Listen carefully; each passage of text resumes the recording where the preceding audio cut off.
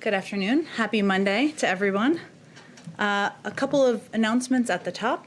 First, as a part of this administration's accessibility and inclusion efforts, starting today, we will have an ASL, an American Sign Language interpreter for our daily press briefings. Today's interpreter, Heather, is joining us virtually.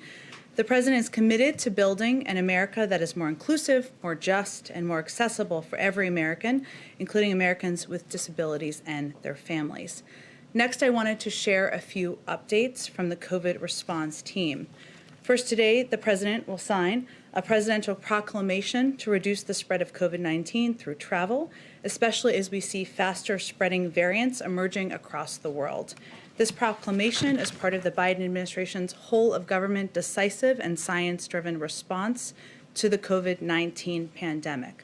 Of particular note, on advice of our administration's medical and COVID team, President Biden has decided to maintain the restrictions previously in place for the European Schengen area, the United Kingdom, Republic of Ireland, and Brazil. With the pandemic worsening and more contagious variants spreading, this isn't the time to be lifting restrictions on international travel. And in light of the contagious variant, B1351, South Africa has been added to the restricted list. Additionally, beginning tomorrow, international travelers to the United States must provide proof of a negative test within 3 days of travel to airlines prior to departure. The President is taking these steps on the advice of his COVID-19 and medical team. And we're already working as a real partner to the states to address their needs to vaccinate the public. This weekend, West Virginia asked the Biden administration for assistance at an understaffed vaccine distribution center. At the President's direction, FEMA was deployed to help support the vaccination site. This comes as part of the President's order last week that directs FEMA to stand up vaccination centers and support states' vaccination efforts. We look forward to continuing to be the partner to states moving forward. Last on the COVID, last update on COVID, I wanted to briefly preview the first of our public health briefings, which will begin this Wednesday and will be done regularly for the foreseeable future. These will be science-led briefings featuring our public health officials and members of our COVID-19 response team. These briefings will typically happen 3 times a week to provide the American people with key updates on the virus and our government's response. They're a reflection of our commitment to being transparent and honest with the public about the pandemic and the work our whole of government team is doing every day, and you will all be able to participate in those, of course, as well. Finally, this morning, President Biden issued an executive order setting the policy that all Americans who are qualified to serve in the armed forces of the United States should be able to serve. Today's action revokes the presidential memorandum of March 2018, and also confirms the revocation of the presidential memorandum of August 25th of 2017. Today's action fulfills another campaign promise. With this EO, no one will be separated or discharged from the military or denied reenlistment on the basis of gender identity. And for those transgender service members who were discharged or separated because of their gender identity, their cases will be re-examined. President Biden believes that gender identity should not be a bar to military service, and that America's strength is found in its diversity. America is stronger at home and around the world when it is inclusive. Last thing, sorry I said it was the last, but lot going on here. This afternoon, the President will sign an executive order that takes an important step to support American manufacturing. With this Buy American executive order, the President is already making good on his commitment to building a future that is made in America by all of America's workers. Through the Buy American executive order, the President will put to work the nearly $600 billion in taxpayer dollars that goes toward federal contracting in support of American manufacturing and good-paying jobs for America's workers. The EO directs agencies to close loopholes in how Made in America products are measured so that we can close loopholes and increase the amount of a product that must be made in the U.S. for it to qualify under Buy American law. He will also appoint a senior White House official to oversee this policy to ensure it's actually enforced, and that all agencies are seeking small and medium-sized American businesses to make the products they need.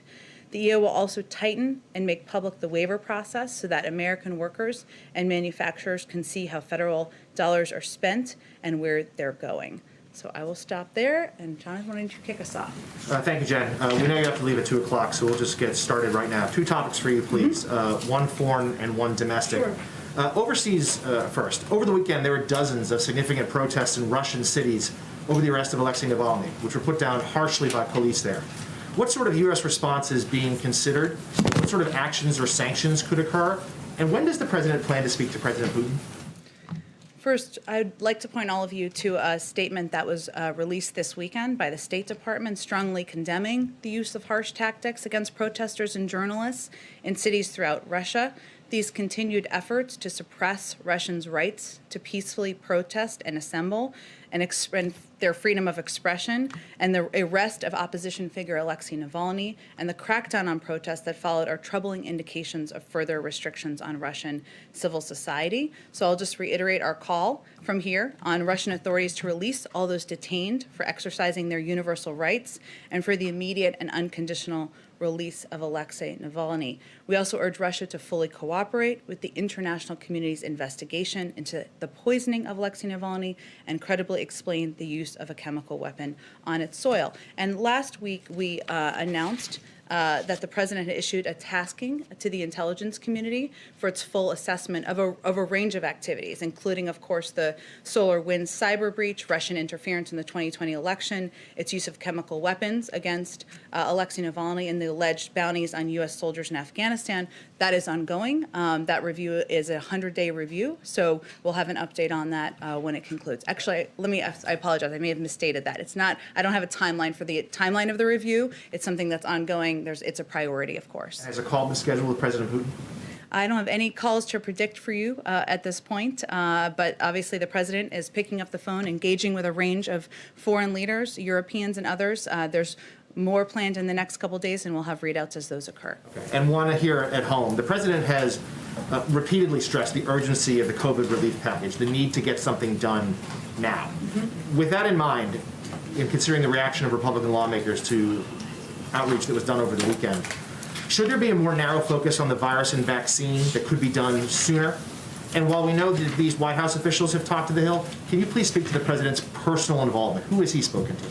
The president has been personally engaging with Democrats and Republicans. We're not going to read out all those calls for you because those are private conversations, and we feel that's the most effective way to get this package moving forward. As you know, there was a call that occurred yesterday that we did a brief readout on from that call, part of our ongoing engagement to talk with Democrats and Republicans. And I'll convey that this is how, in the president's view, and we talked about this morning, this process should work. He puts his policy forward, his vision forward, and then Democrats and Republicans can engage and give their input and feedback on what they think is going to work and how to move this package forward. So in our view, this is working exactly as it should work. But in terms of is there concern, Democrats themselves, Senator Sanders, has an independent, of course, and Speaker Pelosi has suggested the reconciliation should be considered now. The time is wasting. There isn't time for this sort of legislative back and forth. Well, the president himself has conveyed the urgency of moving this package forward, and that's certainly something he has also conveyed privately to Democrats and Republicans. And it's not just him. There's urgency to the American people for this package to move forward, because we are going to hit a cliff, an unemployment insurance cliff, I should say, in March, where millions of people won't be able to have access to unemployment insurance. We're going to hit a point where we won't have enough funding for vaccine distribution. Nobody wants to have the conversation, no member of Congress, in May or June when we don't have the funding to put back to reopen schools, I should say. So there's an urgency he's conveyed. I will say, as it relates to reconciliation, just to take a step back, everybody watching is not as in the weeds on the Senate process as all of you, so let me just take a moment to explain. Reconciliation is a means of getting a bill passed. There are a number of means of getting bills passed. That does not mean, regardless of how the bill is passed, that Democrats and Republicans cannot both vote for it. So the president obviously wants to make this bipartisan, hence he's engaging with members of both parties, and he remains committed to that moving forward. Go ahead, Caitlin. Just real quick, you were talking about the cliff in March. Does he think it will get passed by March? Well, there's an urgency to moving it forward, and he certainly believes it needs to be, there needs to be progress in the next couple of weeks. So he thinks by March it could get passed? Well, I don't want to give it a deadline on it, Caitlin, but I think we are all mindful and looking at that timeline in March as to when we will hit the unemployment cliff, and it's vital to get things done quickly and rapidly, as quickly as possible. So you said last week he wants it to be bipartisan. Of course, we've already seen the Republicans pushing back on the price tag, the $15 minimum wage, and who is qualifying for these stimulus checks. So is he willing to come down on any of that?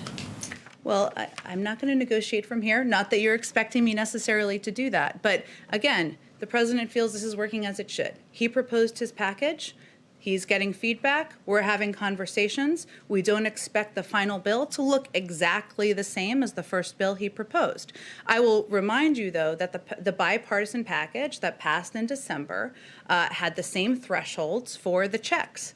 $150,000, about approximately that amount for families, about $75,000 for individuals in terms of who would have access to that those checks. And each component of this package is vital to get us through this period of time. So that's how the president looks at the package, that each of them are essential, not just vaccine distribution money, but funding to ensure that people can make sure they are putting food on the table, that their kids are eating, that they have the bridge needed to get to the other side of the pandemic. Okay, and then just quickly, yesterday the CDC director said she could not say how much vaccine there was left to go out. I know it's complicated what's being shipped and distributed and actually injected, but is there at least a ballpark amount that officials are aware of how much vaccine there is? Well, our team is working right now. We've been here for 5 days to evaluate the supply so that we can release the maximum amount while also ensuring that everyone can get the second dose on the FDA recommended schedule. So the confusion around this issue, which we acknowledge there is some confusion, speaks to a larger problem, which is what we're inheriting from the prior administration, which is much worse than we could have imagined. So we are assessing now what we have access to and ensuring that we have more of a rapid engagement with states so that they have more of a heads up on what to expect in the weeks ahead. Just to button this off, Gus Perna still works here, right? And he's in charge of the logistics. So could he say how much vaccine there is since they're in charge of where it's going? Well, again, there is a new CDC director in charge, hence who spoke to this. And I think what we're trying to do now is fully assess what we have access to, what the status of the vaccine supply looks like, and ensure that we're communicating that accurately and effectively with the public. Go ahead. Thanks, Jen. Acknowledging the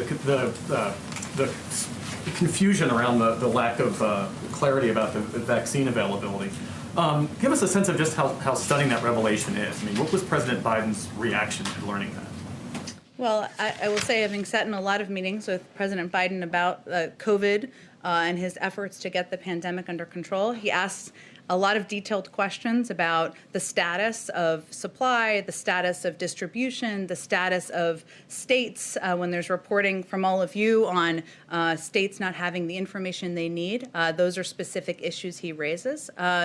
We're eyes wide open, all of us, including the president, with the knowledge that we were not walking into a circumstance where there was going to be a concrete assessment or plan presented to us when we walked in, and there wasn't.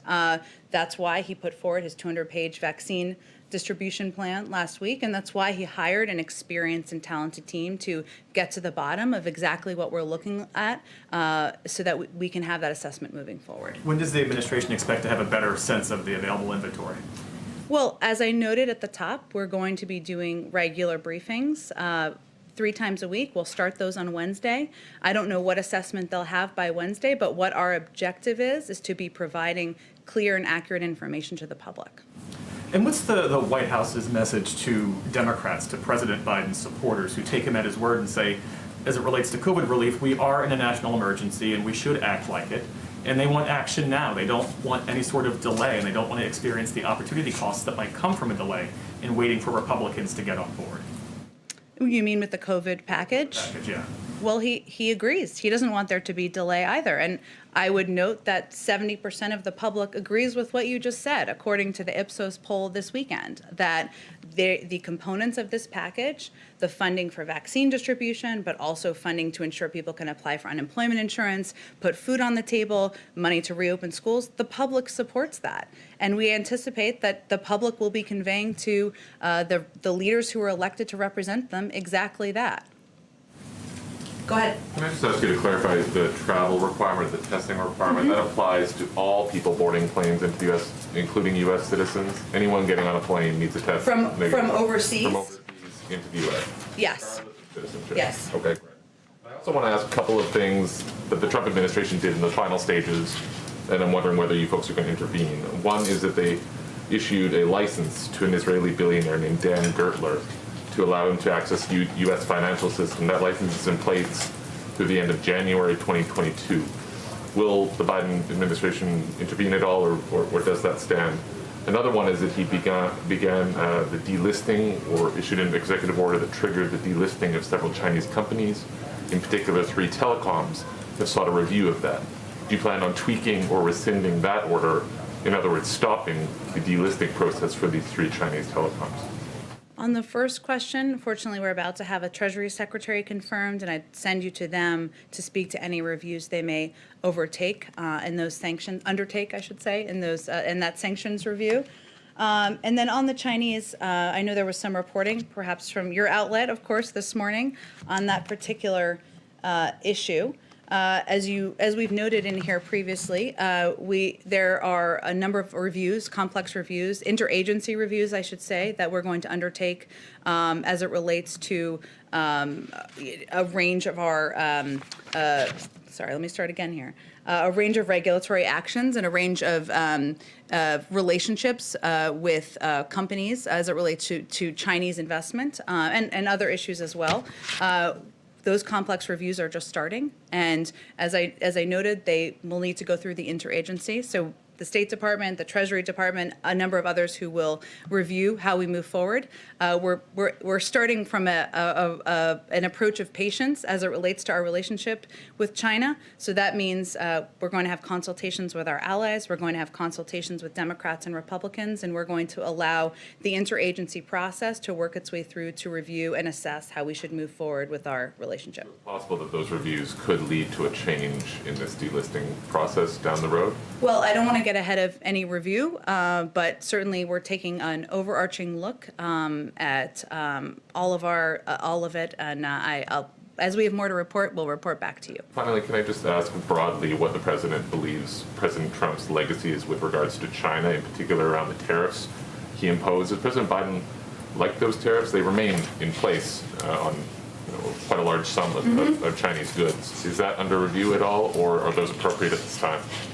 Well, as is the case with other areas of our relationship with China, he will take a multilateral approach to engaging with China, and that includes evaluating the tariffs currently in place. And he wants to ensure that we take any steps in coordination with our allies and partners, and with Democrats and Republicans in Congress as well. So nothing to report at this point in time, but we're committed to, the president is committed to stopping China's economic abuses on many fronts, and the most effective way to do that is through working in concert with our allies and partners to do exactly that.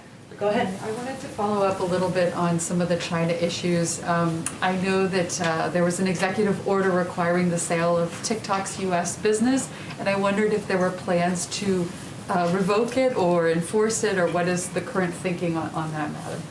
It's a great question. I haven't had the opportunity to speak with our national security team about it. Happy to take it and see if we can get to you something more specific. Go ahead. Thank you so much.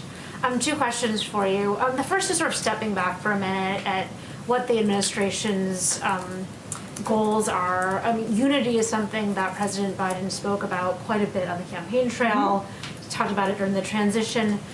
Could you talk a little bit more specifically about what unity will mean to this administration, whether there are any kind of benchmarks that you've identified to show that unity has been achieved? And I just started to contrast with the coronavirus task force. Of course, you've got very detailed benchmarks about what that, what you want to achieve sort of moment by moment. But with unity, are you talking about bipartisanship? Are you talking about something that's widely popular in the United States? Could you sort of go through what Biden is thinking about when he says that he wants to achieve unity?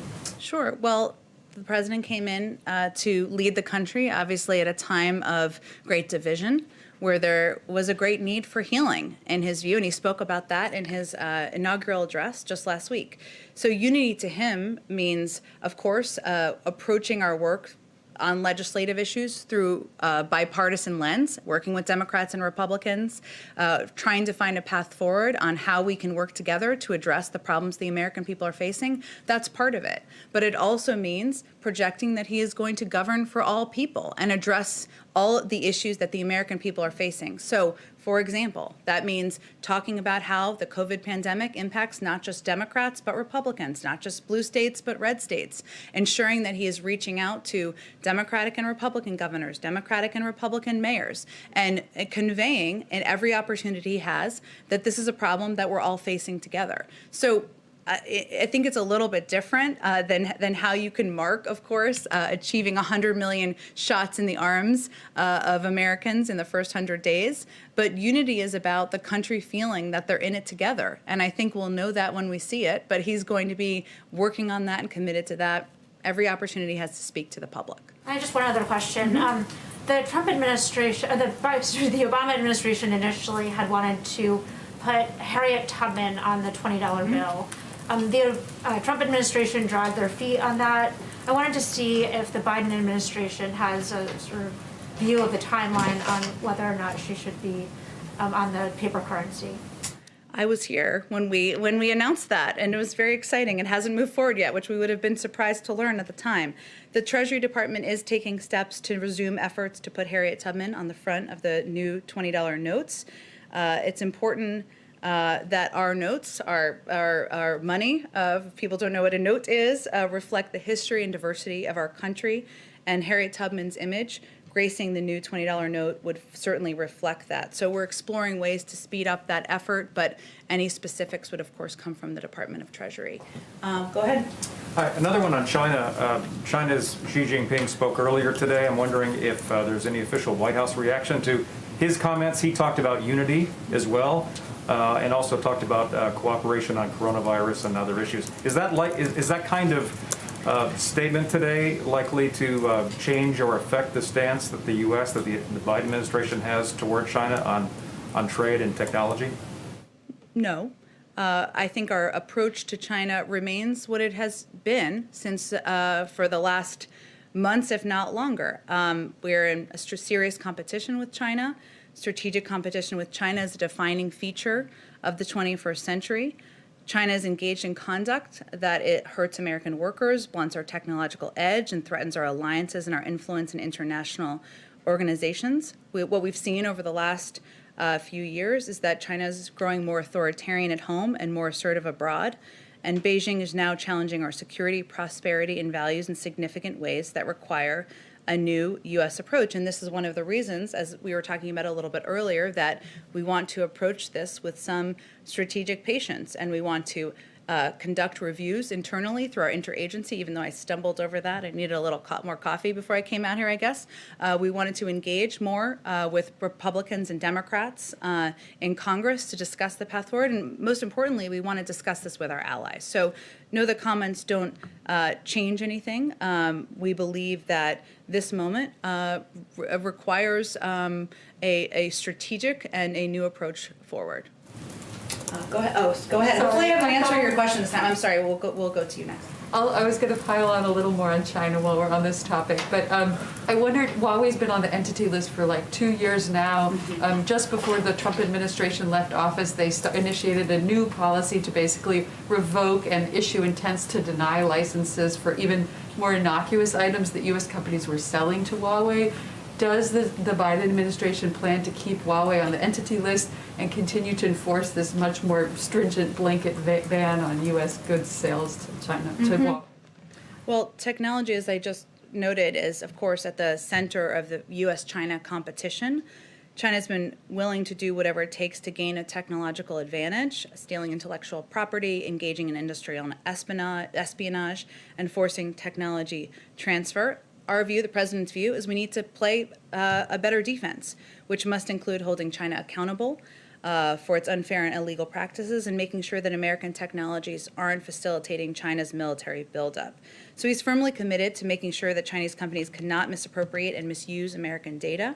And we need a comprehensive strategy, as I've said, and a more systematic approach that actually addresses the full range of these issues.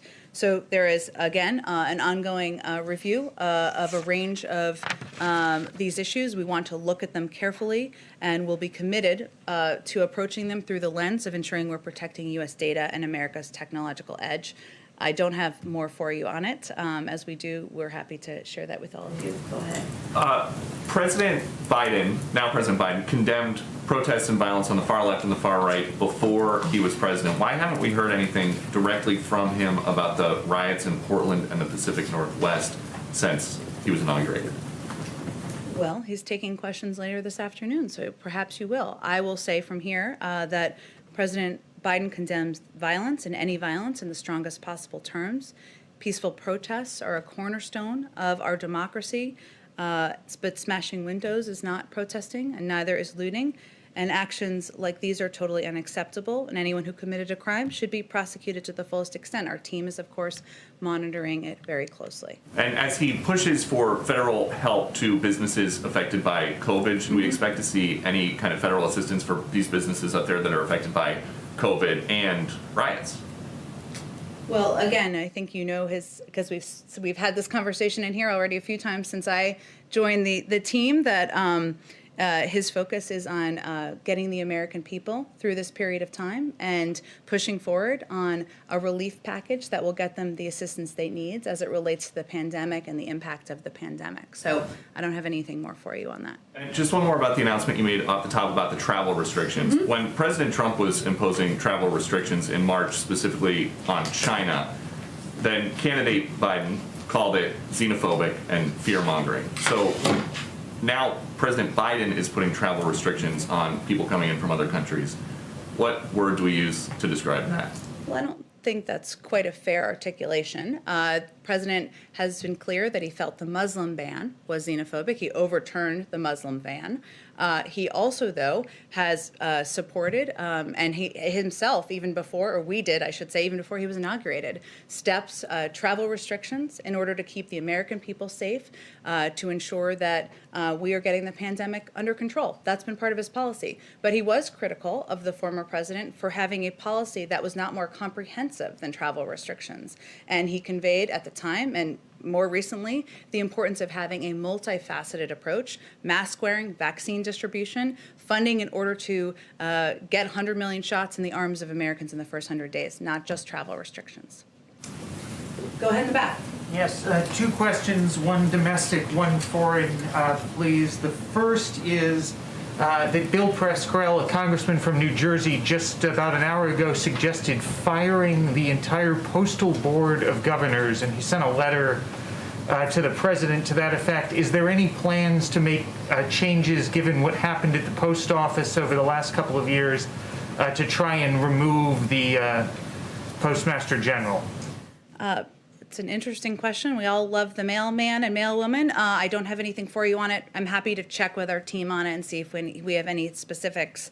I'm not aware of anything, but we'll circle back with you. And on the foreign policy question, it's my understanding that the previous administration did not release the War Powers Act resolution report before they left office. Is there any plans for? I know there's a new Secretary of Defense as of a few. Well, I guess Friday, but technically ceremonially Friday. Today. Yes, exactly. Is there any plan to either release the Trump administration letter on the troop levels in various countries overseas, or to update that more quickly than might be required by the statute? It's an excellent question. I would send you to the Department of Defense and my old friend John Kirby, who I'm sure would be happy to answer your question. Go ahead in the back with the excellent mask on. I can't even tell what's on it. Flamingos. Flamingos. All right, we're getting creative with masks. I like it. After 1 year. So just back to Russia, given the many unsolved deaths over the years of President Putin's opponents, or near deaths in the case of Navalny, would President Biden be holding President Putin personally accountable for the continued health of Navalny while he's in prison? And just one other thing, which is different but related. What's the position of this administration on Paul Whelan? Because his family and some of his supporters said basically the previous administration just, forgot about it. What's going on with Paul Whelan? What's your position? Thank you.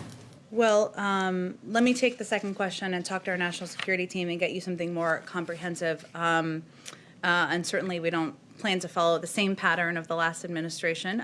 But on the first question, I would say this is the reason why the president tasked his national security team, his intelligence team, with assessing a range of issues as it relates to our relationship with Russia, including the SolarWinds breach, including the poisoning of Alexei Navalny, which we have been quite outspoken about from our national security advisor to the State Department, will continue to be. We want to see that review conclude, but as has always been the case, the president reserves the right to respond in the time and manner of his choosing. And I'm not going to take options off the table from here. Go ahead. Hi, I'm the print pooler today, so if possible, can I ask a question also on behalf of one of my colleagues who couldn't be here? Sure, for the social go ahead. distancing. Okay, so I'll start with my question. New York City Mayor Bill de Blasio announced today that the city is delaying the opening of large COVID-19 vaccination sites at Yankee Stadium, at Citi Field. Governor Cuomo has said the state has the capacity to vaccinate up to 100,000 folks a day if there was supply. As the administration is, analyzing and reconfiguring its distribution plan, how heavily is infrastructure being weighed? In other words, does New York get first dibs because it has the capacity to do this right away? And then the second question would be on the same COVID note. There are seniors who don't have access to websites, don't have folks vouching for them. Is there anything the administration is doing to ensure that seniors who don't have, anybody to assist them with scheduling these appointments, that they don't fall through the cracks? And then I have a second question from another reporter. Sure. So on the first question, this is a really important one. Infrastructure is pivotal. It's not just about the science. Scientists, medical experts, what they've done over the last year in moving this vaccine forward has been a Herculean effort. But now it is about ensuring that there are more vaccinators and there are more places to actually distribute the vaccine. And clearly, case scenarios where there are large facilities, whether they're football fields or others, to do that can be quite efficient. There are other places around the country where we are seeing developments along those fronts, and we're certainly encouraging that. But this is a multifaceted challenge. It's not just about having supply, which is pivotal, of course. It's also about having more people who can physically put the shots into the arms of Americans, and it's about ensuring we have places that can be done. I don't have anything for you on the prioritization. That's something, of course, that our team is working through, and we want to ensure that we are working closely with governors across the country to effectively do that. Tell me your second question again. I know you have one after this. The second part to that question was just, will there be any federal assistance to support states in reaching out to seniors who may not have access to internet or even phone to schedule these appointments? That's been a complaint that's emerged a lot.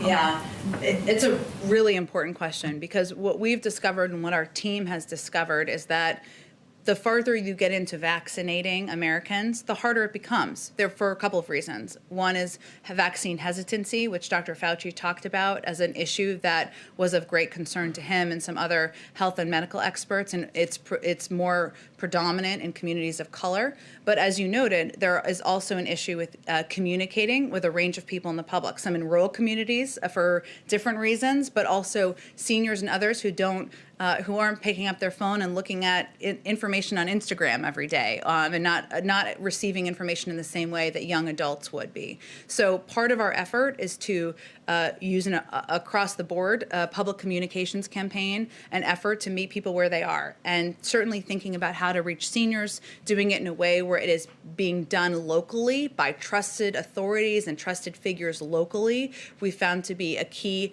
effective approach to that, but we will continue to be working on that, and is definitely one of the challenges that we're facing.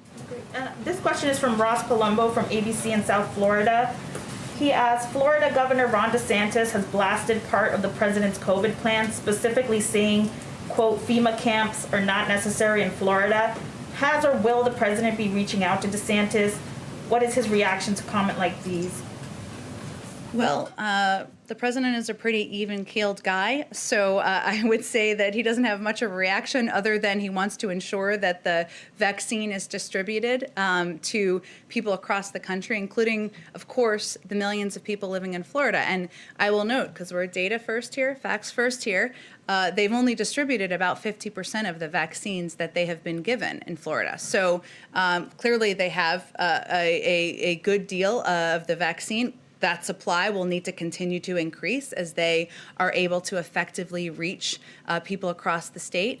But part of the challenge, as we were just talking about, is not just having the supply, that's pivotal, but also having vaccinators and having vaccine distribution places and doing it in a way that's reaching people where they are and meeting local communities. And the president's going to be focused on that in a bipartisan manner, regardless of what any elected official may have to say. Go ahead all the way in the back, Hi. Thank and then you. we'll come to you, sir. Go ahead. Thanks, Jen. In an executive order that the president signed last week, he also suspended a Trump administration executive order that was particularly aimed at keeping foreign countries, specifically China, from interfering in the U.S. power grid. But he suspended that for 90 days in that executive order last week. Given what you said about China today, why did he do that, especially related to something so critical to our national security as the power grid? I think the president's view on our relationship with China, I tried to do my best to convey to all of you. I'll have to check on that specific piece, and we'll circle back with you directly. Okay. Go ahead. Thank you. The administration said that the Remain in Mexico policy from the prior administration would not be enforced anymore, but there are thousands of people who are stuck now as a result of that policy, and the administration has not said what you'll do with them and how to process these migrants. What is the answer to that? In terms of migrants at the border, well, who are stuck as a result of Remain in Mexico. There are many thousands of people. Well, I think there's a couple of steps that we're working to convey and convey more effectively to people directly living in many of the countries who have large populations who are coming to the border. One is that this is not the right time to come. We have proposed a number of policies that we are working to implement, including a pause on deportations. As you know, for people who are in the United States, that is something the Department of Homeland Security would be working to implement. We've also proposed an immigration bill, something the president put forward on day one. And we've also proposed funding to help address the circumstances and the challenging conditions that are on the ground in a number of these countries. If I may, I'm talking about those people who are in limbo at the moment, not discouraging new people from coming and not applying it to new people, but those people who were specifically turned away by the Trump administration.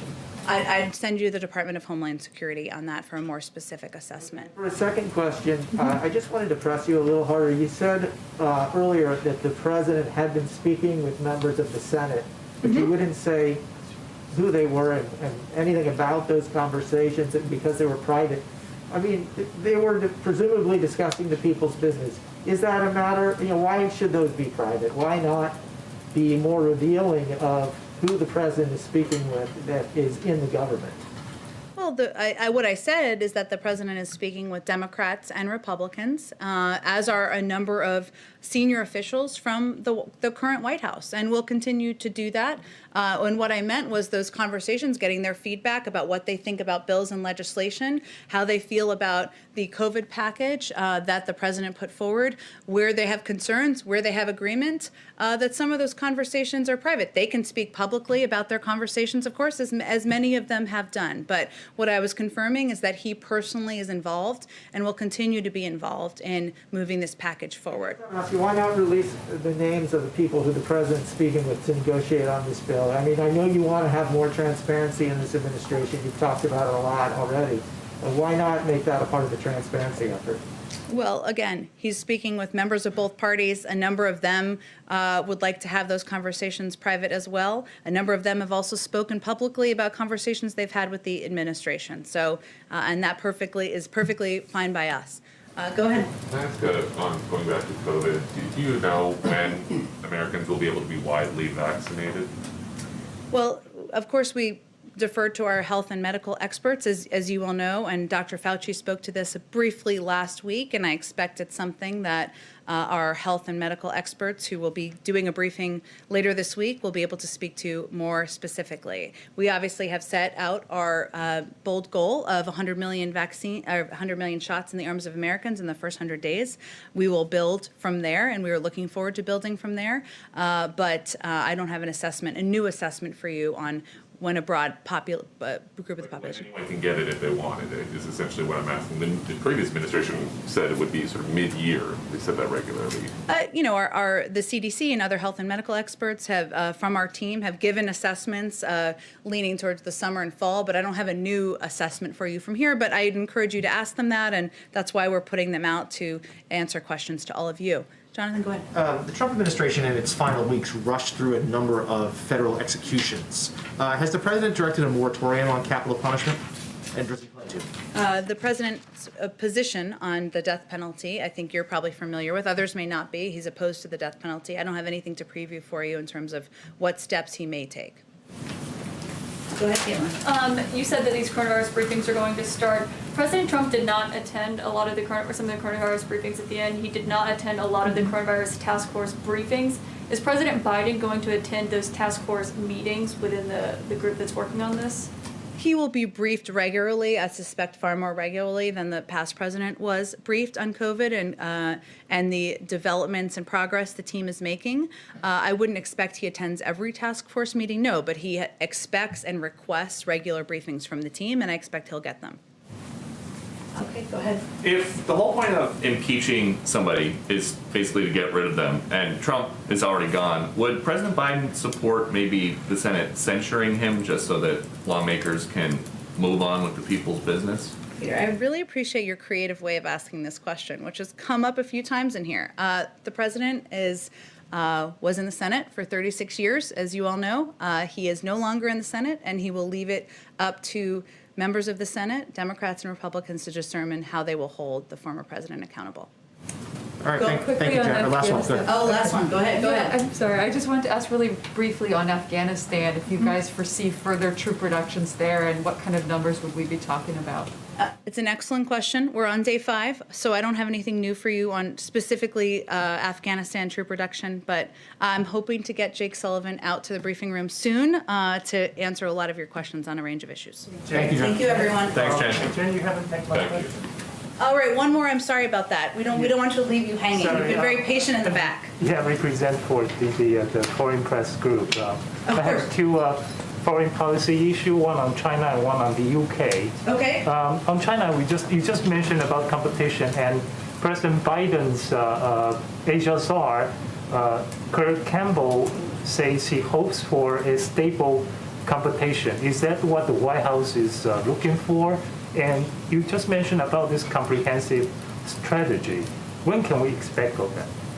I appreciate all of those questions. I don't have any preview for you on when we will have more specifics on our strategy. I've tried to convey the president's overarching approach. But again, this is a relationship that we are going to be communicating with and working with partners and allies on.